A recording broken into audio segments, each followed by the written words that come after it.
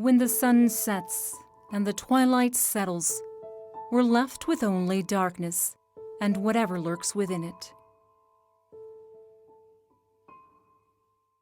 Hello, everyone. As always, I'm your host, Maria Segura, and you're listening to Seattle Public Radio at 1 in the morning. Tonight, we continue on with the first chapter of Elder Sign, starring Jasmine Jiang and Anthony Mendoza, with narration performed by David Zybert. And now, a recap of Elder Sign's last episode. Last time on Elder Sign, Hazel and Jason were called to the murder scene of farmer Richard Allen. After finding a bloodied and crazed man, Daryl Crick, in the barn near the body, Jason believes that they have their suspect. Hazel, however, thinks he's not their man. Searching for evidence in the barn that could either prove or disprove Crick's innocence, Hazel was attacked by an unseen force and awoke outside on the grass, with hardly any memory of what happened. The only reminder of any attack were 3 long gashes along her arm. And now, the continuation of Chapter 1, Murder on the Farm.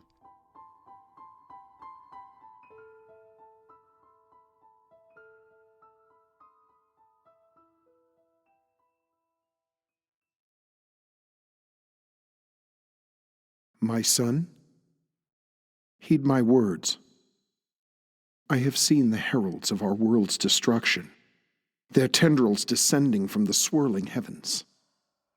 I have seen the long-forgotten gods and evils that lie in wait for their callings.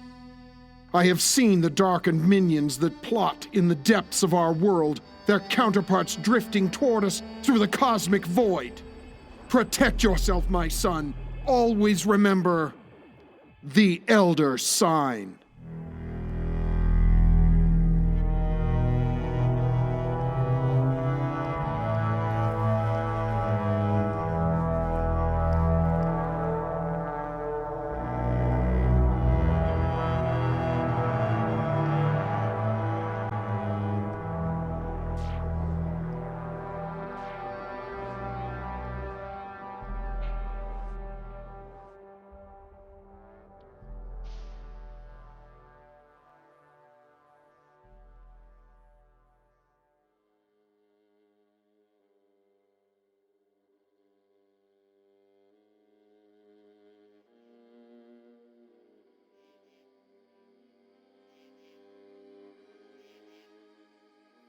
An ambulance and Jason arrived 20 minutes after the call to 911 was made by the cleanup crew that found Hazel. By then, the sun had fallen over the horizon, leaving the sky pitch black with the occasional bright star. Hazel sat in the back cab of the ambulance listening to Jason and the paramedic speak about Hazel's condition.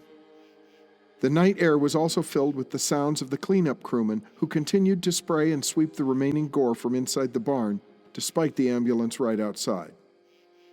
Though Jason and the paramedic that dabbed at her arm with alcohol spoke about her, Hazel's attention was directed at the barn's interior, at the dark corners just behind the workmen. Though she couldn't remember almost anything after finding the crawl space, a feeling of intense dread rose up in her as she imagined a solitary being standing in the shadows, watching, waiting. Hazel? Oh, what? So, you don't remember what happened inside the barn? No, I don't really remember. 1 minute I was in the barn, and then the next I was on the grass outside. When I try to remember, all I see is... What? All I see is darkness. A deep darkness that rushes toward me. And that's it. Nothing else. Well, what was the last thing you do remember, Hazel? I want to make sure you're okay. She is going to be okay, right? The cuts are pretty deep, so we'll probably have to stitch them up. Otherwise... Miss Blair, could you look at the light? Keep your eyes on it? Hey, are you alright, Hazel? You seem a little spooked. Yeah, I don't know. I felt something strange when I was searching through the... I feel like I saw something. Like what? Like the murder weapon? No. Something else. Well, Miss Blair, it looks like you're fine. But what about my memory? It still hasn't come back yet. Well, you certainly don't have a concussion. I'd say you probably just bumped your head, but nothing major. I can stitch your arm up here if you'd like. Shouldn't take more than about a minute. Yes, please. I'll grab the suture kit and we'll get you on your way. I'll be right back. Sounds good. After that, I'd like to take you home, Hazel, if that's all right. Yeah, no, it's fine. So you didn't find the murder weapon? You found nothing in the barn that we can stick to Darryl Crick? No, I didn't. Damn it. Then we're back to square one. Well, I did find something. You did? What was it? What did you find?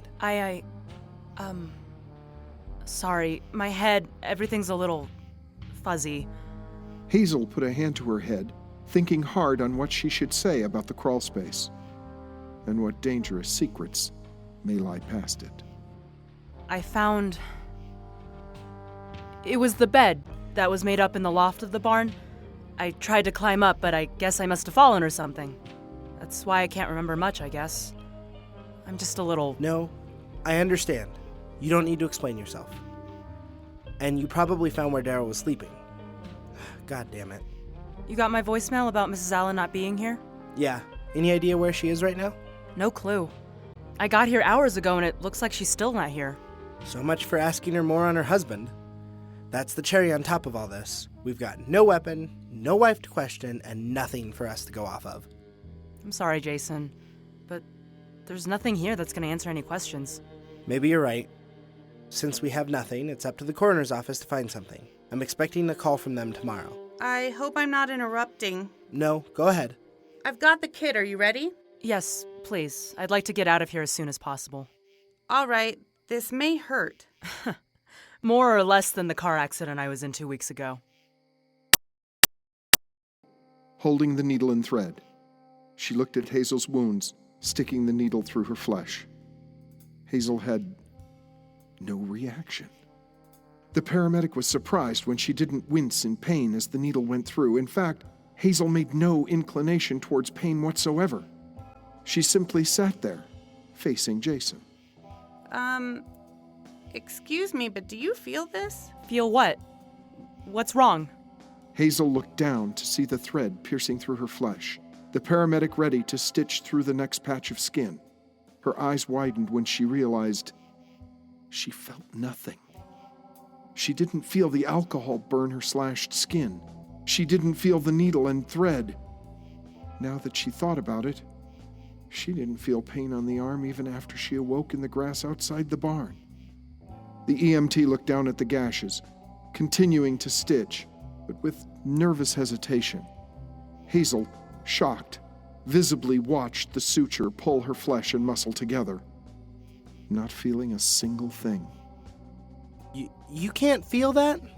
No, I guess not. It's probably just shock.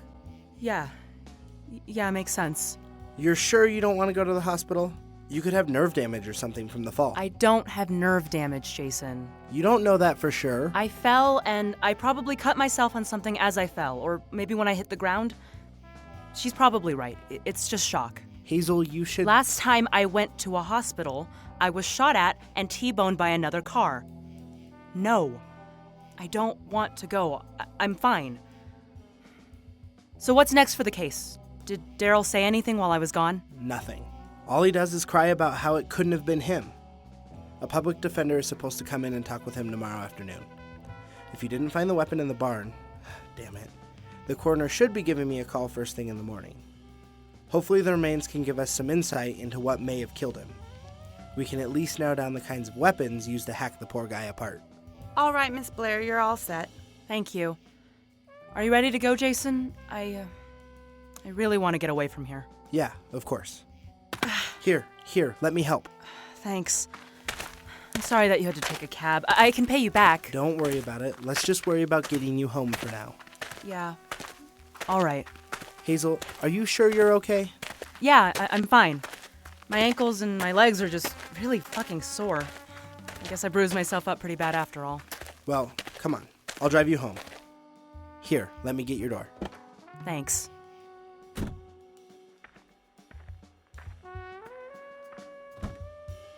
We'll be home in no time. Just relax.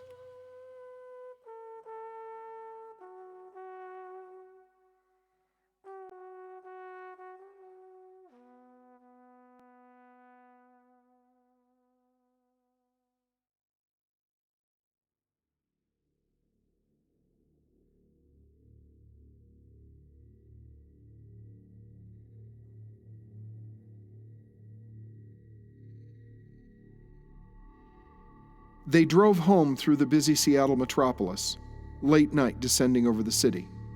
By midnight, the two were walking through the lobby of her apartment and began their journey up the complex's stairs, Jason helping Hazel wobble up the steps. You're sure there's nothing I can do? No, I don't know, honestly. I guess I'm still a little shocked by all of this. Disoriented, you mean? Yeah, whatever. I'll be fine when I lie down inside. Hopefully you'll feel better. I'd hate to have your second case with the police end in you being all banged up from the fall. I'm sure that... God. I'm sure Chief Daniels will understand if I don't come in. I'm sure. But take some pain meds before you lay down. Maybe that'll help. Maybe. I don't know. I'll try to come in, but if this gets any worse, I don't... Don't even worry about it. I understand. After I talk with the coroner, I'll call you and let you know what they found. If you're hurting too bad by then, don't worry about coming in. Thanks, Jason. I'll talk to you tomorrow. Good night, Hazel. Get some sleep. God, it's too quiet. I'll go out of my fucking mind if I don't have any fucking sound. Ugh. Oh, God, why are my legs hurting so bad? God. Fighting through the pain, Hazel walked over to the television, turning it on to whatever channel happened to be working. Okay. I need to find out why everything fucking hurts. Why can't I fucking remember? Slowly, Hazel walked to the bathroom, closing the door behind her, eyes turning to the full-body mirror that hung on the door. Her ankles still ached and throbbed with pain as she stood staring at herself. All I remember was something running out at me. I still can't. Hazel put a hand to her face, panting out of frustration and panic. Okay, just look.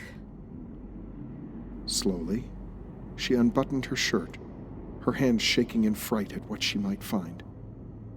The shirt dropped to the floor as it exposed her partially naked torso.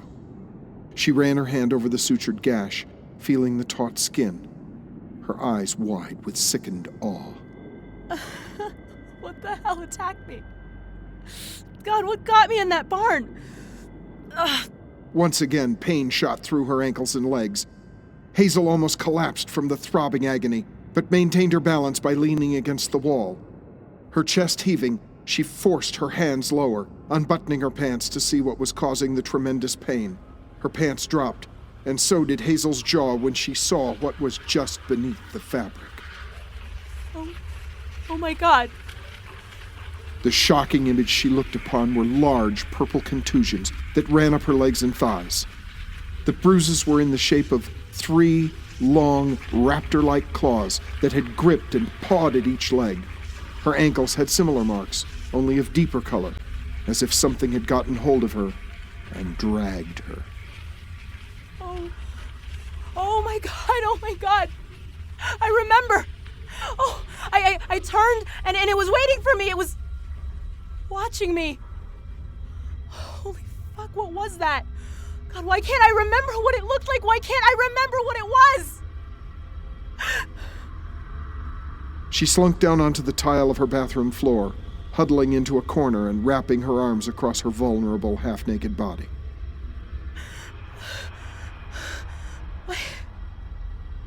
Why can't I remember?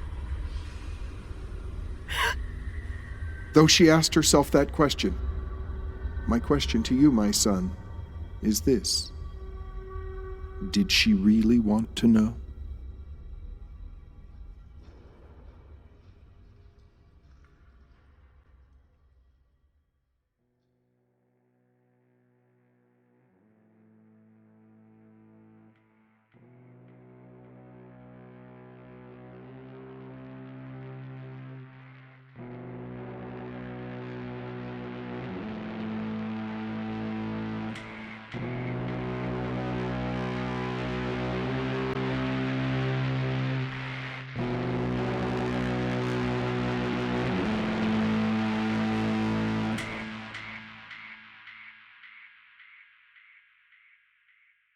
Hazel could hardly sleep that night. Not because of the pain that slowly crept into her arm, nor the pain that was already felt in her leg. She couldn't sleep because of fear.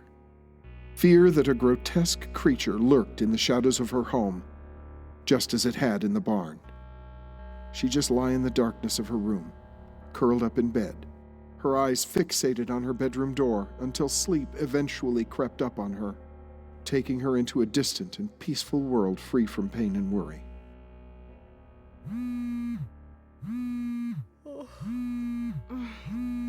God, stop going off. I hear you. Just let me sleep. Oh, thank you, God. Oh, holy shit. Hold on. Hello? Hazel? Hey there, Jason. Hey, how are you doing? Better? Well, you just woke me up. So, all right, I guess. Wait, you just got up? Hazel, it's 2 in the afternoon. You're kidding me, right? It's 2 already? Yeah, check outside. All right, give me a second. Didn't sleep very well last night? No, I didn't. I was just thinking about the case and the fact that my legs and arm hurt like hell. God damn, it is 2. My sleep schedule's been a little fucked up since the Bloodland case. Yeah, I can tell. Here, let me get dressed. I'm feeling better, by the way, so I'm coming in. Your arms and legs aren't giving you any more trouble? No, not really. Just a little sore, but it's not as bad as it was last night. I'll be coming in soon, just have to find some clothes to wear. Has Daryl lawyered up yet? You said the public defender was coming in this afternoon. Yeah, about Daryl. The case is actually what I'm calling about. We let him go. Some new evidence in the case completely dismisses him. Oh, really now? You can't see it, Jason, but I am smiling like an asshole. Yeah, I was wrong and you were right. I get it. What happened to, he's our guy, Hazel, just look at the blood? Or, freaks like him are the reason society's so shitty, Hazel? First off, I didn't say that people like Daryl were the reason society is terrible. I said people like Daryl were dangerous. Secondly, the reason we let him go was because, according to the freaks in the morgue, it couldn't have been him at all. Period. End of story. Well, why not? What eliminated him as a suspect? The coroner took a look at the body. Well, what was left of the body, at least. Apparently, it wasn't an axe or anything like that killed Mr. Allen. Not even a chainsaw. They say it was more like an animal ripped him apart or something like that. Hazel stopped in place, standing half naked in her room with wide eyes. What? Wait, what do you mean an animal did that? Well, the guys at the morgue must be really great at their jobs, because they determined that there was no weapon. He was ripped apart limb from limb. There's no way Daryl could have done that himself, let alone at all. Coroner chalked it up to an animal attack. My money is on a black bear. Sometimes they leave their territory and move south. They found tons of claw marks all over the body, which explains the cuts we saw. Couldn't have been a knife, because knives generally leave smooth cuts, even if it's serrated. Bunch of bull, if you ask me. All I know is that Daryl couldn't have ripped off a guy's arm all by himself. Not unless he had a huge set of claws and the strength of a gorilla, so I let him go. So, there wasn't any evidence of cleaving or hacking on the arm? Nope. The report says that due to the arm still being intact, they could see that the flesh and tissue was ripped and torn, not hacked or cleaved. Guess I should take points after you and not go with the first guy I see. So now I'm going to give Mrs. Allen the news. Tell her that Daryl's not the killer after all. Still doesn't make up for the fact her husband's dead, though. Actually, do you mind if I do it? What? After last night, you still want to go back to the farm? Well, yeah, I mean, this is my second case with the department, and I want to end it on a good note. Impress the chief, you know? Besides, you hate farms, remember? Yeah, alright. I don't see why you can't go up and tell her the news. I've got paperwork I need to get done anyways. The chief will be impressed with all this once I turn the paperwork in this afternoon. We did some pretty good work, even though it turns out he was mauled by a bear. Thanks, Jason. I'll stop by the Allen's farm as soon as I can. Also, where's Daryl Crick now? Did he say where he was going? He asked for nearby motels. I told him the Sunset Boulevard Motel was only a few blocks away. He'd be there if I had to guess. Why? Oh, no reason. He just said something about Alaska, so I thought he may be trying to do that. Yeah, maybe. Hey, Jason? Yeah? You said yesterday that you liked working with me again. Is that true? Yeah, of course it is.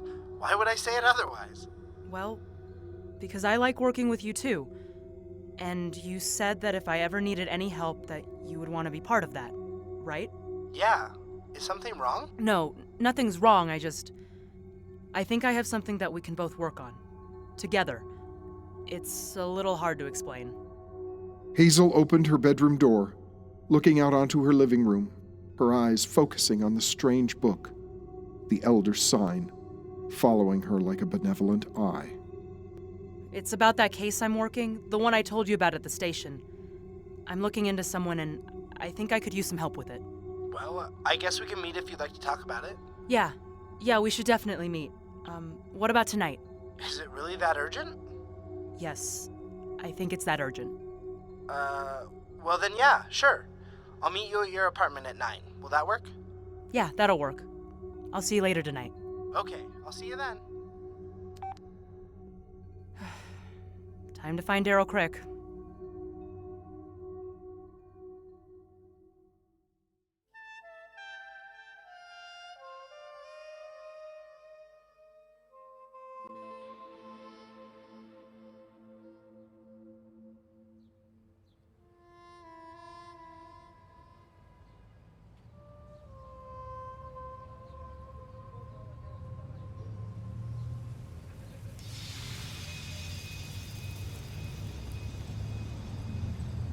The taxi pulled up to the Sunset Boulevard Motel, driving through the parking lot and stopping near the hotel's rooms.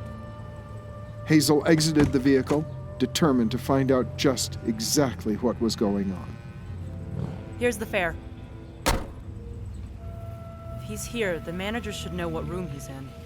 I need to talk to him before I go back to the farm. He knows something. He's just too afraid to say.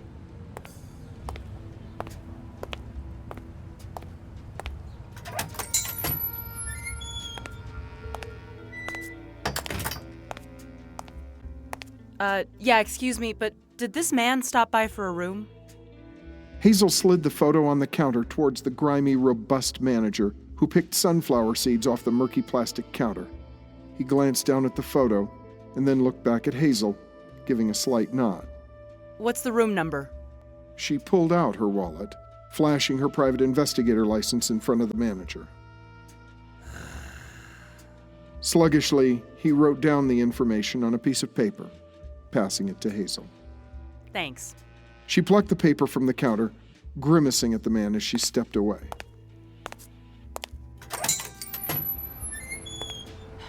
Now let's just get this over with. Room 7. Room 7, room... Oh, there it is.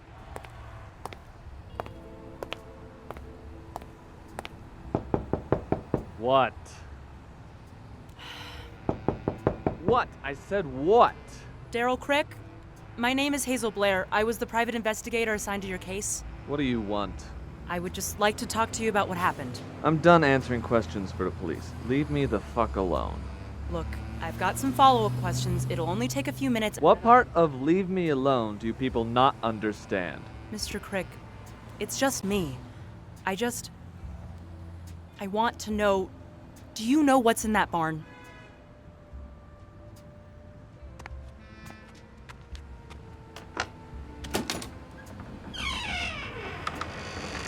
What? Is there something strange happening inside the barn? Something you can't remember? So, you've seen it too then? Come on in. Thank you.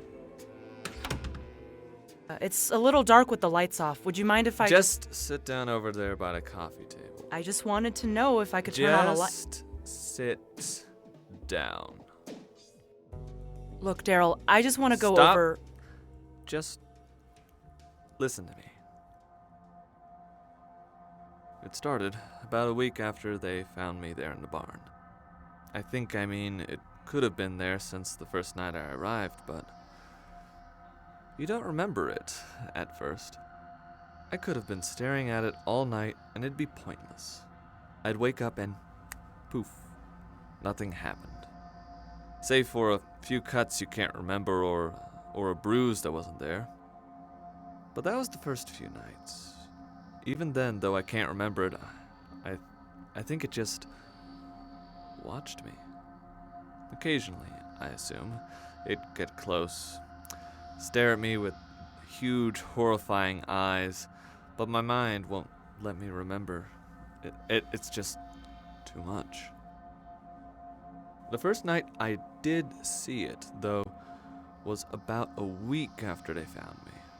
They had set me up in that loft overlooking the barn floor. It was pretty comfortable, but there was always some voice in my head telling me never to look down when the sun went down. I remember that night because it was winter, and I remember it being really cold. I woke up because I heard noises in the barn. Voices. I never heard that before when I was sleeping on the floor, so it kind of startled me. Now your partner, the bigger guy, he was right about me not having my medication. That's why I was confused at first, because the voices, they weren't like how they normally were without my medication. They weren't whispers like normal. They were chants. I learned at the hospital ways that I could control the voices sometimes, to make them stop. Just have to convince yourself they aren't real, because they aren't. So, I closed my eyes, gripped the blanket I had wrapped around me, and told myself it wasn't real. That's how I know it was. 'Cause they didn't stop. They just kept going and going louder and louder. Most scared I've ever been, even with the stuff that happens with my brain and the things it shows me. Eventually, though, the chants stopped and the people would leave. Lots of different feet, all marching through the barn one by one. After it ended, I went back to sleep. I didn't think much of it at first. The folks were asleep, I knew, because I could see the house lights from the loft. So, it may have been ballsy teenagers looking for a good place to tag. But then the next day, they just started again. The muffled chants. It happened at random, sometimes every other day, sometimes once a week. About the 5th week, I had to look down off the loft and see what was happening. I regret that. I wish I'd never looked down. I should have never looked down. When I crawled to the edge of the loft, I looked down at the barn floor.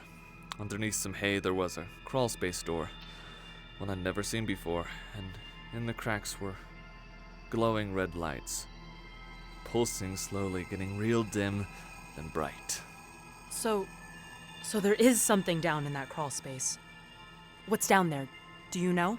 No, I don't, but the crawl space wasn't the reason I shouldn't have looked down. I still have nightmares, you know?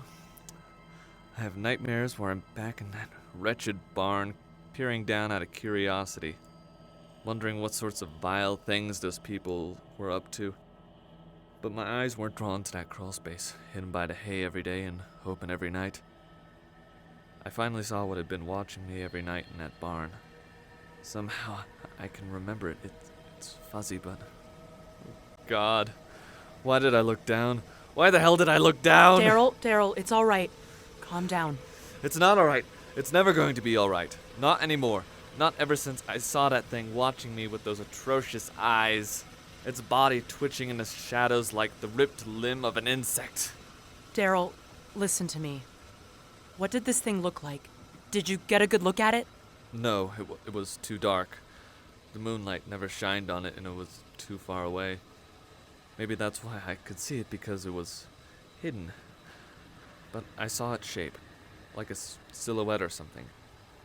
That was enough. That was enough for me to know I had to get my money and get the hell out of there. It was enough to break my mind and open my eyes. So that's why you and the farmer were arguing about money. You just wanted to leave. And never look back. But what about the arguments with Richard Allen about wanting him to leave? What was that about then? I tried to tell your partner that, but I knew he wouldn't believe me. See, people like that, they won't understand. They aren't like us. Like us. You've seen something too. Maybe the same thing. Maybe lots of different things. I know you have, or else you wouldn't be talking to me, wondering what it was I saw as if it had interest to the case, and it does. You've seen those things that watch us in the night. Things you can't explain or don't want to. You're afraid they'll think you're crazy or that you already are. So you keep it to yourself, hiding it inside you until it fills your dreams, your nightmares, plaguing you night after night, pulling you closer to that dark city. Daryl, stay on track. Why were you telling the farmer to leave? Because he was innocent. He always treated me well, always wanted what was best, even though he knew I had some problems. He was nice to me, and no one ever is, especially that snotty-ass wife of his. Telling people I liked her, making me seem like some sort of pervert? She's a liar, and it should have been her that thing killed. I didn't care if she was left there to face that thing, but Richard, he was my only friend. I told Richard that he needed to leave because something bad was going to happen to him. I knew that Richard was just blinded by his kindness to see what evil lurks in the hearts of men. Or better yet, what lurks in the shadows beyond their sight. So what did this thing look like? The thing in the shadows? Like nothing I've ever seen. Even with my disorder, I've never seen anything so... Its head was warped, shaped like a long oval towering up. Its body was slim, black leathery skin clinging to bone. Its chest looked like a box. Like the skin was just shaped around the ribs. Below the ribs was nothing but a long, thin piece. I'm thinking that it was probably the spine. That spine connected to these big, thick legs, like horses' back legs. I couldn't see the feet, but I could see the arms and hands, because they were up to its chest, twitching and jerking.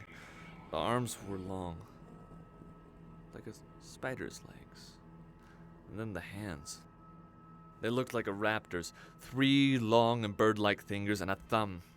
These elongated, curved nails that looked more like claws than anything. Oh my god. You think this thing killed Mr. Allen? I don't remember what happened that morning. It's like the first few nights. 1 minute you're alone in the night, and the next thing, you know? You're waking up and it's hours later. No dreams, no memory, no nothing. That's what happened that morning. What I do remember was that we were fighting again, the farmer and me, and it happened. It was so quick. I saw a shadow. That thing ran from the dark so fast. I must have blacked out or something right then and there. I don't remember what it looked like in the daylight, what it really looked like. But it must have been too horrible to even imagine. What? Why would it kill him? What's it doing in the barn? But I see it, you know? I see it in my dreams. Standing over me at the end of the bed, with red sunken eyes and a horrid smile, watching me. I really appreciate what you've told me. I'm going to have to go back to the farm, get Mrs. Allen out of there, find out what's really going on before she gets hurt too. Thank you, Daryl, but I really have to go. Don't go back. It's too late. Too late for what? I don't know, but if you've seen it, then it is watching you too. If you knew what's good for you, you'd do what I'm doing. And what's that? Run. Run away. Run far away and never look back.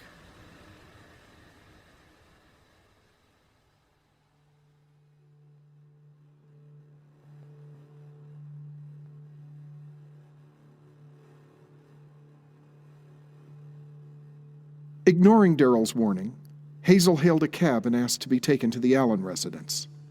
As the cab drove down the streets, Hazel looked out the window at the gloomy gray sky, wondering to herself if Daryl's claim could be true. The taxicab dropped Hazel off at the entrance to the Allens' farm, which meant a long walk down the farm's dirt road to the home. Her hands were stuffed into her coat pockets, one hand fiddling with her cell phone, the other gripping a small taser she kept on her person after the events at the hospital.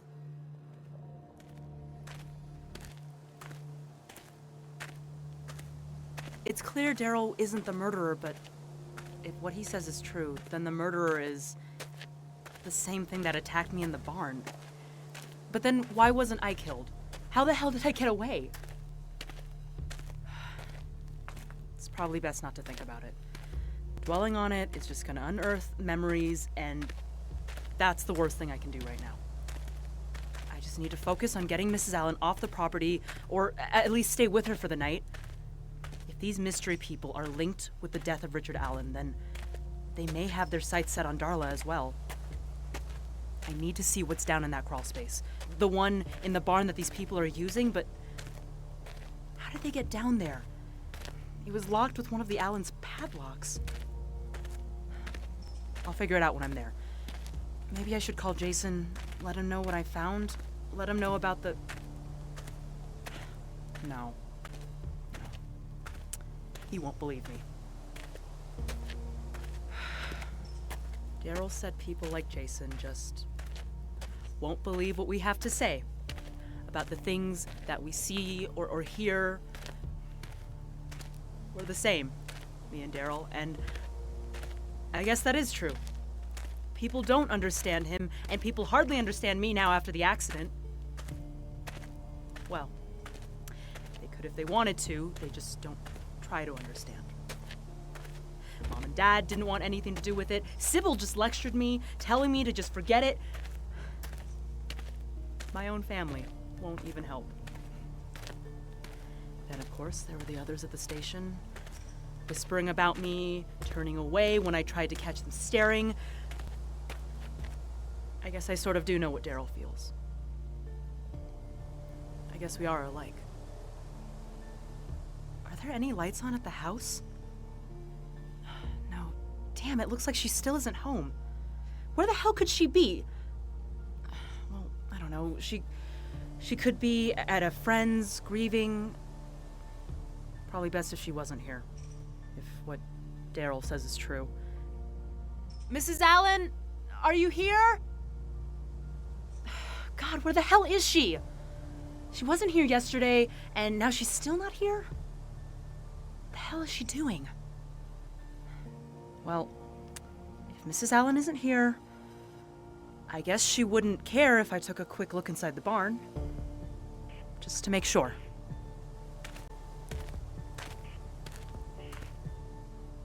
God, it's not even 8. Why is it so dark in here? Hazel blinked quickly, trying to get her vision to adapt to the absence of light. It doesn't look like that thing is in here. I'll just take a quick look at the crawl space. She turned her gaze to a barrel filled with tools. She reached out and grabbed a shovel. This'll help pry that stupid lock off. And it'll be useful if that thing decides to show back up. What the fuck? The crawl space is open? Who's been down here since last night? Hazel stood there, silently, trying to hear anything. Hello?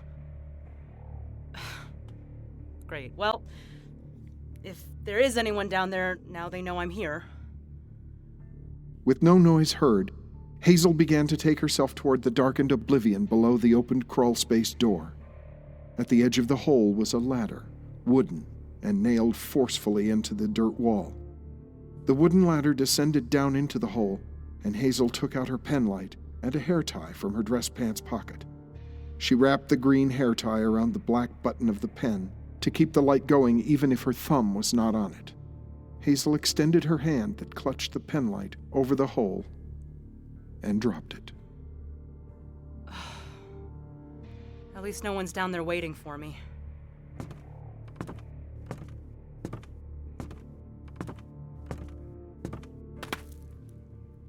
Hazel was now surrounded by a mysterious darkness. a sense of sinister foreboding creeping softly through her mind. She turned, and before her was a long hall that extended about 10 feet before entering into a room, a strange, dim red light creeping across the dirt walls. What is this? She stood on the threshold of the ominous dirt room in horrified awe. The crawl space was a large, square, dirt-walled room with 4 wooden pillars that held up its ceiling. The room was completely and utterly empty, except for the very center, where a large iron dish was placed into a hole.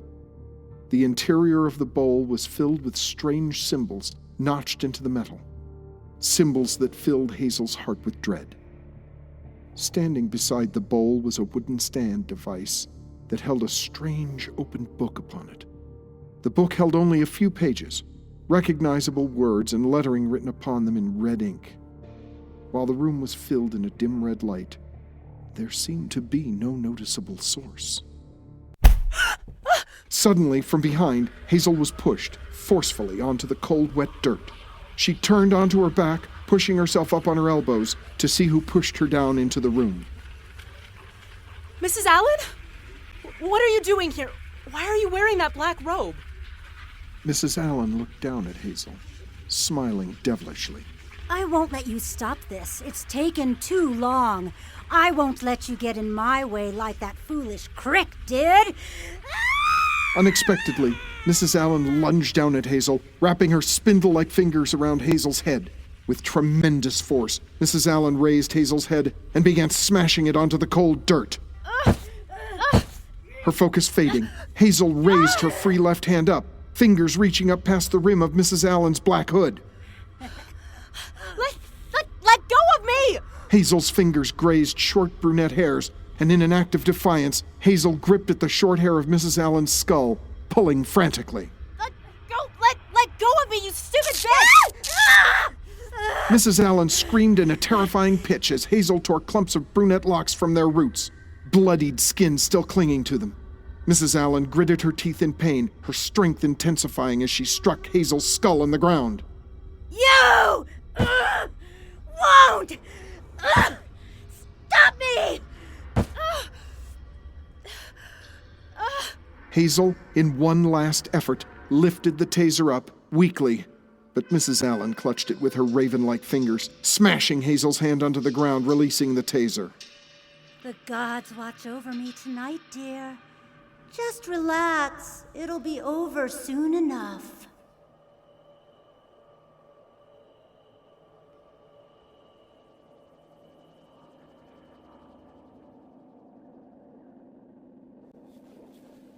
What seemed like hours passed as Hazel drifted through hazy dreams of a place far from Seattle.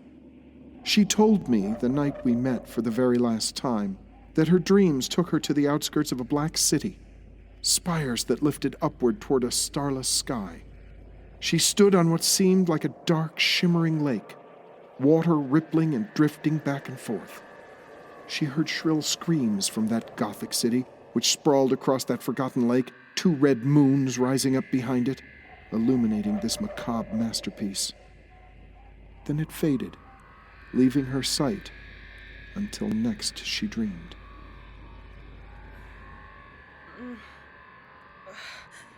Eventually, Hazel's eyes fluttered open, her blurred vision slowly coming back to her. The first thing she saw was Mrs. Allen, standing beside the stand that held the book, reading aloud the pages. Her hands clasped in a sort of way where her middle and ring fingers were placed side by side, her index fingers and pinkies sticking straight up and meeting at each other's tips. Hazel felt pain on the back of her head and tried to raise her hands to meet the pain, but realized that her hands were bound at the wrists by thick rope. She was placed in the fetal position, her wrists and ankles bound together as the rope wrapped tightly around her legs and back. A gasp escaped Hazel as she fought against the ropes, alerting Mrs. Allen to her consciousness. Mrs. Allen finished her strange incarnation, then turned her head to look at Hazel. Oh, you're up. I'm glad to see that your head will be all right. What's happening? No, don't speak. Don't worry. You won't be harmed. Why am I tied up? What the hell is happening? No, don't worry. I'm not going to hurt you, Hazel. Bullshit! Such language. You should really try to be more open to the possibility of truth. Like your partner. He played into my words like the fool I took him for. Now, understand this. My coming family won't hurt you. The servants of the gods only needed one sacrifice to appease them. That's all we needed to proceed with the final steps of my metamorphosis. What the fuck are you talking about? You see, my family has served our gods with the utmost respect, serving them, pleasing them, so that we may inherit their blessings. I have done all I can for them, worshiping them in the dead of night with the others, praying for a time when we can join them. I was then chosen for my loyalty to the gods, our dark lords that have blessed our families for generations. So you fucking killed your husband so you can get some sort of pat on the back from imaginary gods? Fuck you! Richard was an unfortunate accident. I had to rush the proceedings after Daryl discovered my fellows and I practicing down here. Then he tried to get Richard off the farm, and who knows what would have happened then. In all honesty, it was supposed to be that little weasel Daryl, but I guess circumstances change. It all played out rather well, though. Daryl is accused of murder, getting rid of that thorn in my side, and Richard's blood appeases the gods. He was a good husband, but a necessary casualty. You crazy psycho bitch, let me go! I thought you might show back up. The one that lurks in the barn told me last night of your arrogance, poking your nose in things far beyond your understanding. You fought well, though. Managed to get out of the barn even after it dragged you back inside. That's more than Richard could have done. He never even saw it coming. Fucking crazy. You and all your fucked up cult friends, I swear to God that we're going to nail you to the wall for this. Oh, you're so precious. So naive. What's done is done, and there's no turning back. It really is a shame, you know. 10 minutes later, and it would have been done. You wouldn't have to be tied up or lectured about all this. You would have simply found me alone, an empty husk. But then you had to find out what was in the crawl space, didn't you? So you poked your nose in things you don't belong to. And right when I was returning from the house with this. Mrs. Allen pulled from her cloak a long, wavy dagger. The hilt of the dagger was a snake's head, mouth gaping with fangs outstretched. The blade itself was supposed to be its slithering reptilian body. What are you going to do with that? As much as I would have enjoyed it more alone with my new family, I suppose it's more fun to see the terror on your face while you witness it. You can see the glory that the ritual will bring. You can see the glory of the gods. Wait, see what? This crawl space was built by the original owners. It was a storage room for what I remember. Richard never used it. Never had any purpose for it, I suppose, but it didn't matter. I did. I did have a purpose for it. Me and my mortal family, that is. The others will be so pleased with my sacrifice, they'll praise my name for generations to come. I'll be at the right hand of the dark gods, for it is my time. Time for my cleansing! Mrs. Allen took her left hand and undid the tie around her cloak's neck, the black cloak dropping to reveal her naked body. Across her stomach was a line of several arcane and bizarre symbols written in blood. Her hands tightly clasped around the hilt of the serpent blade. Mrs. Allen raised the dagger above her head, Hazel staring in horror. Mrs. Allen then opened her mouth, it now gaping, and from her throat came a horribly distorted voice. Tenebrosis exodi me, tenebrosis mi videret, exodi orationa meam, ad invoco fervum. She twisted the blade in her hand to where the blade faced down toward the dirt. Azrael, invocabo dominum flamma, invocabo Beelzebub dominus muscae, virgin invocabo dominum sanguine. Hazel heard something to the sides of the room. When her eyes darted to the walls, Hazel saw strange figures standing in the shadows. They were each similar, with long arms, spindled spines, and oddly shaped skulls. They stood, standing still, as Mrs. Allen continued her chant, her voice deepening to inhuman pitch. Filii et filiae iog sothoth, sanguis meus, qui est forma placet in voco Dominus meos, et servirent eius in perpetuum. Mrs. Allen then began to lower the dagger down, the curved blade placed upon her naked stomach. Closing her eyes, Mrs. Allen took in a deep breath of musky air. Her eyes then flashed open, her once blue eyes becoming yellow with a slitted pupil. Infernus mutatio servus! With great force, Mrs. Allen pierced her gut, the blade splitting the skin apart. Slowly, she brought the blade across her stomach, roped intestines and other organs spilling out of the gash in her stomach.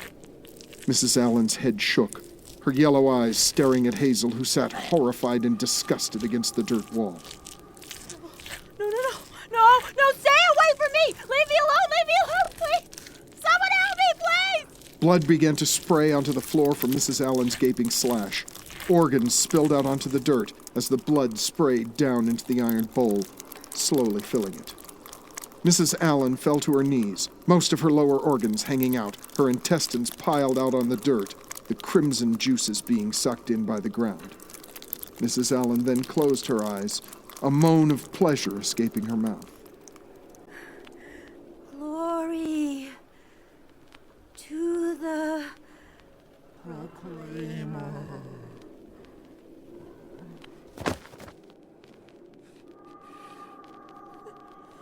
Mrs. Allen? Mrs. Allen? Please, someone help! Hazel's body shook as she stared at the forms that stood in the shadows, motionless, their strange, grotesque bodies hidden by the dark. What was that? Hazel slowly turned to look at the center of the room. Within the bizarre ritual bowl, the blood began to slowly bubble, as if boiling. From the curdling crimson liquid, Hazel saw something begin to crown, pushing itself up and out of the blood. Her jaw dropped. No, someone help! Anyone, help me! Please help me! Rising from the red ooze came a creature. First came the misshapen head, bulbous and elongated. Then the torso, long spider-like arms wrapped around the tight skin that clung to the many ribs. It had no lower abdomen, but only a long spinal column. The column attached to a pelvis, large goat-like legs extending down, the hooves being the last thing that rippled out of the blood. The beast hovered over the bowl, the blood sliding and dripping off the newly formed creature and back down into the iron bowl. Its back was to her, and so she did not see its horrible face. She only saw it covered in mortal juices. Hazel whimpered to herself when the beast stretched its long arms out, 3 bird-like fingers unfurling. Holy fuck! The last thing Hazel saw before she blacked out was the creature's head, turning back to look at her. She remembered seeing the horrid eyes, red, reptilian, demonic. Glory to the Proclaimer. As if she had blinked, Hazel's eyes flashed open to see that the sourceless red light had disappeared, leaving her in silent darkness. What the hell? No one's here. Hazel's eyes then looked to the center, seeing the bowl filled with blood and Mrs. Allen lying on the ground, lifeless. Oh shit! Oh my god! Oh god! Oh, what the hell happened? What the hell is going on? What? The rope, it's undone. Oh god! Oh thank God! Thank Jesus! I've gotta get out. I need to get out.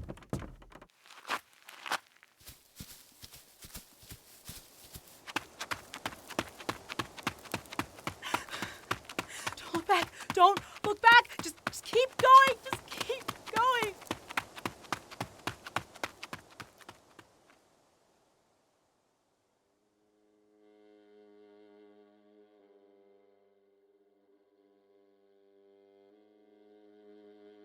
Out of fear, out of desperation, she continued to run, even after passing the gate to the farm. Eventually, Hazel was almost 2 miles away, sprinting down the concrete street back toward the city. She slowed herself, then stopped completely, breaths heaving in and out of her lungs. Where's my phone? Where's my phone? Oh, thank God. Please pick up. Please pick up. Anyone pick up. Hi, yeah, I'd like a cab. I'm out on Gabriel Street. Just keep driving until you see a woman on the side of the road. That's me. No, this isn't a joke. Just come get me. Hazel's phone left her ear, her hand shaking so violently that the phone dropped from her hand. Fuck. Fucking fuck. Why? Slowly, Hazel walked off to the side of the road, wrapping her shaking arms around her torso, eyes focused on the ground.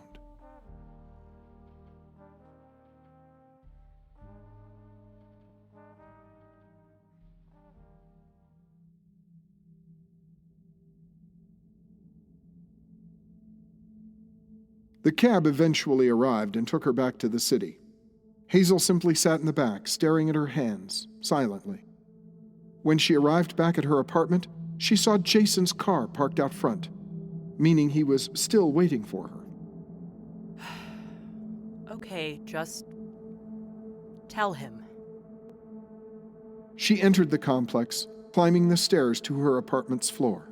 When she turned the corner, she saw Jason standing there on his phone, leaning against the wall next to her door. Hey, Jason. Hey, you weren't home, so I waited. You remembered that we were meeting tonight, right? Hello? Just come inside, please. Let me get the light. Hazel, is everything all right? What's going on? I waited here forever, and you look like you just saw a ghost.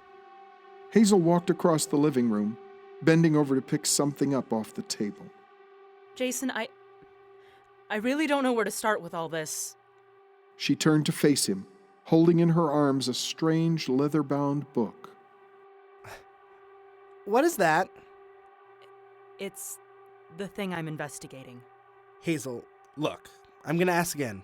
What is that? She simply looked at him, biting her lower lip out of anxiety, out of worry. She then opened her mouth and said the words that would seal Jason's knowledge of the book, seal their partnership in the combat against darkness. It's a book that I found while searching the Blevin home. I found it in a secret basement Daniel Blevin had used to hide it from someone. I call it the Elder Tome.